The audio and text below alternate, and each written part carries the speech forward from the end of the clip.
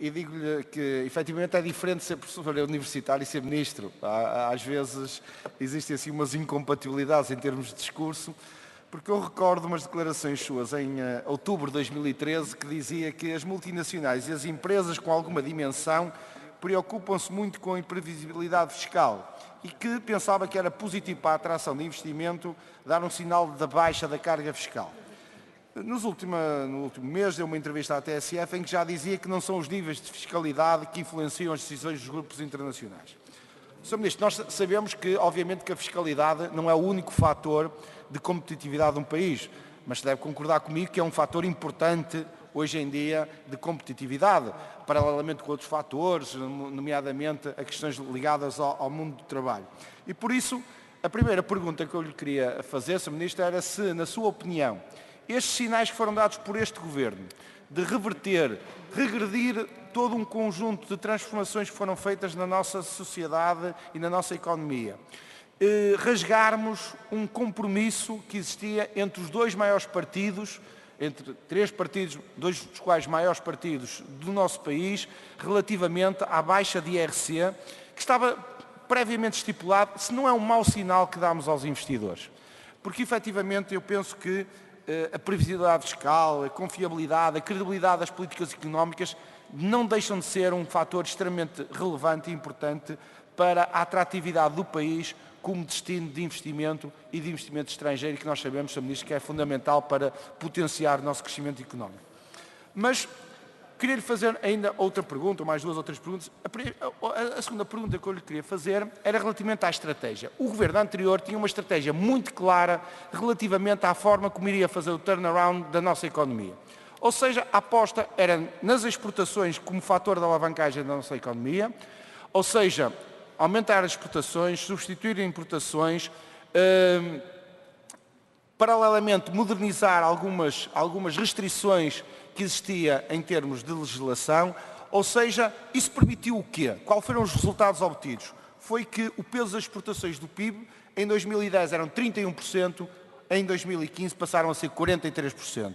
E a pergunta que eu queria fazer, Sr. Ministro, é, primeiro, qual é a estratégia clara do Governo para potenciar o aumento do crescimento económico? Ou seja, se é as exportações de bens transacionáveis, como foi do Governo anterior, ou é o consumo interno e voltamos a estratégias que já estão um pouco gastas e sabemos qual é o resultado.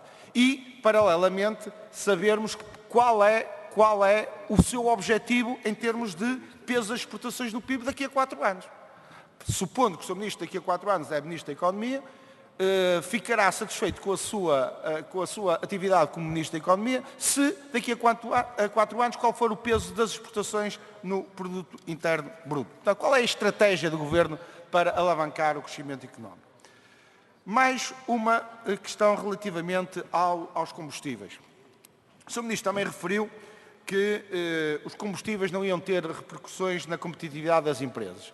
Penso que também estava a contar que a cotação do mercado internacional do petróleo continuasse a ter esta tendência de descida e que compensasse de alguma forma o aumento que ia haver relativamente ao incremento da tributação dos combustíveis. Mas, Sr. Ministro, se não houvesse esse aumento da tributação dos combustíveis, certamente concorda comigo que no final do mês as famílias iam ter menos gastos com os combustíveis, as empresas iam ter menos despesas no seu funcionamento, ou seja, os seus custos de contexto seriam menores do que são hoje. Ou seja, iria haver ali uma poupança por parte das empresas.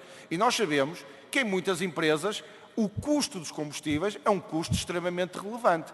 E, Sr. Ministro, não me venha lá a falar com os 20% de majoração em termos de aceitação, porque senão vou-lhe ter que fazer os números e vermos que isso é mais uma falácia, fazer-lhe as contas e dizer-lhe que isto é mais uma falácia orçamental do Governo.